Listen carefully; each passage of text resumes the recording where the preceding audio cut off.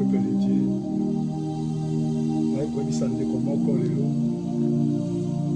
Le péché peut t'empêcher de vaincre. Le péché peut t'empêcher de voir la main de Dieu dans ta vie.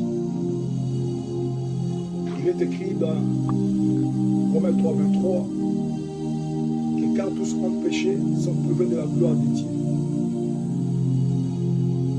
Tout celui qui commet un péché, il est séparé de la gloire de Dieu. Or, la gloire de Dieu, c'est notre vie. La gloire de Dieu nous donne la paix.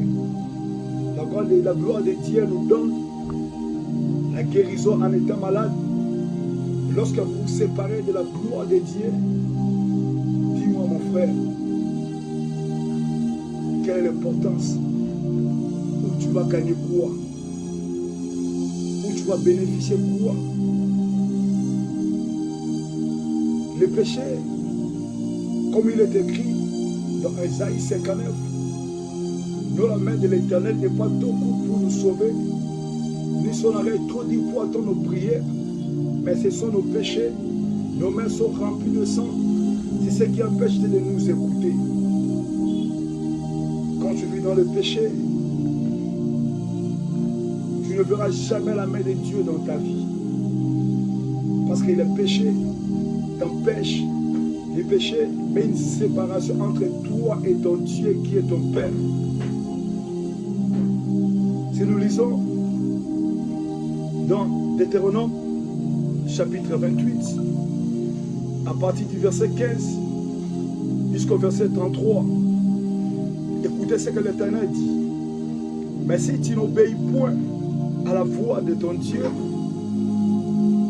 si tu n'observes pas et ne mets pas en pratique tous ces commandements et toutes ces lois que je t'ai prescrites aujourd'hui, voici toutes les malédictions qui viendront sur toi, qui seront ton partage. Awa,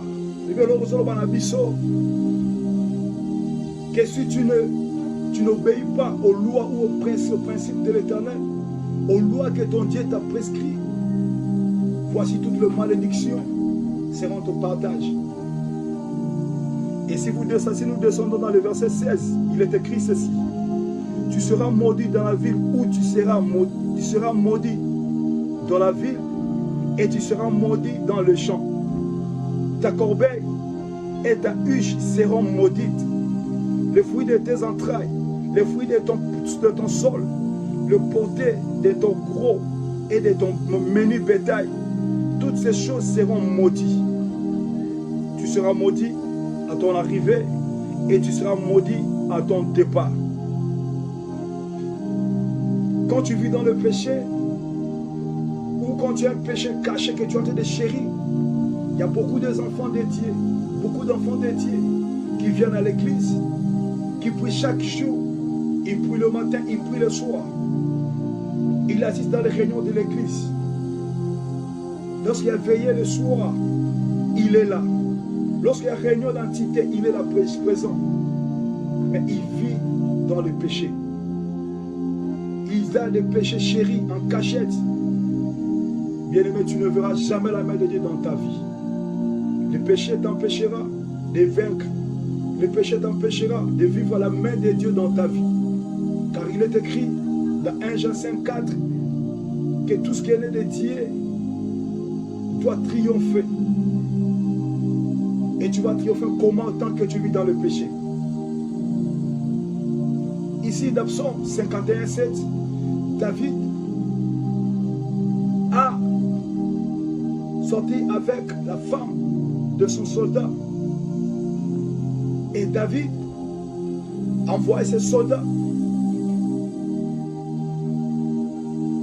à la guerre pour que son péché ne puisse pas s'escrêter au vide de tout le monde. Mais le Seigneur qui est dans les cieux a vu tout ce que David a fait.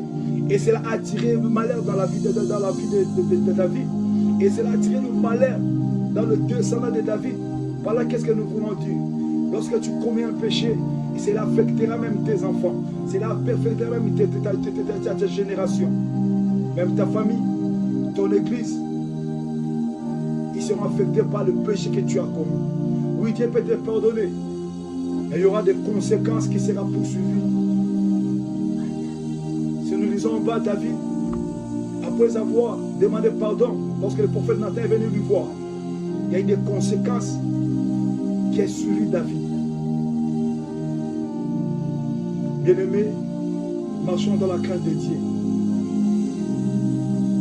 Craignez Dieu, bien-aimés, et Dieu nous bénira.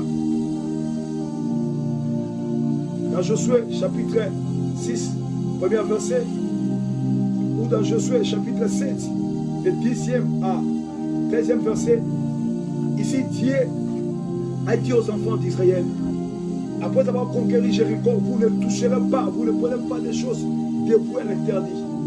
Mais Akan a convoité, Akan a pris le manteau, l'argent, l'or, il est venu cacher, il est allé cacher plutôt. Et à cause de ce que Akan a pris à Jéricho, ça a tiré le malheur au camp des Israélites. Tout Israël, ils étaient vraiment combattus. Ils ont joué devant une petite ville comme Haï. Bien-aimés, craignons Dieu. Que Dieu vous bénisse. Que l'Esprit Saint vous donne la force. Lui qui est l'esprit de sagesse, l'esprit de force, l'esprit de crainte de Dieu. Donne la force de craindre Dieu et de ne pas tomber dans les péchés. Que Dieu vous bénisse au nom de Jésus-Christ. Amen.